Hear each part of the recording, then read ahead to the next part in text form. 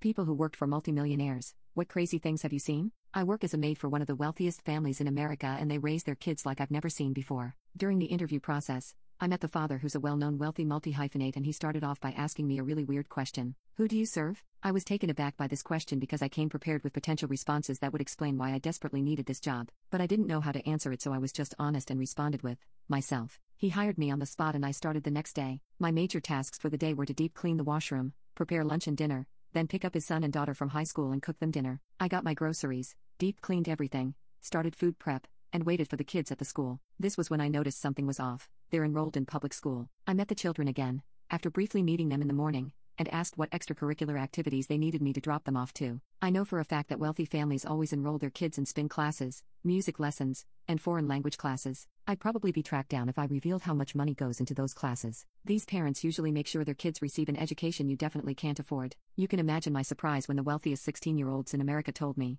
"We don't have any extracurriculars, we study at home." After eating dinner, they disappeared into their rooms and stayed there the whole day. Before I left, I asked their father why he didn't enroll his kids in any extracurricular classes. In his fashion, all he told me was, "The school system sucks." Yeah, no, I wasn't buying it. Sure, the school system sucks, but he wouldn't send his kids there if it meant they were set up for failure. When I went to the mansion the next day, I was prepared to ask the kids what they did and if their father was negligent. I went to the son's room and he was just lying on his beanbag on his phone. All I could think was, who was I kidding? He's one of the richest kids in America. He can afford to waste his life away. Regardless, I asked what he was up to because I wanted to know what was so different about them than the other rich kids I took care of. He completely shocked me, because most kids that get into this give up after a month. He revealed to me that he was investing and trading stocks. I was like, "Oh, does your dad teach you that?" He said no. He told me that his father doesn't believe in the school system. He believes that the most successful people are those who self-study, are true students, and put in their 10,000 hours. His father was so good at many things like music, computer science, and the arts because he was a dedicated learner. After talking with the kid,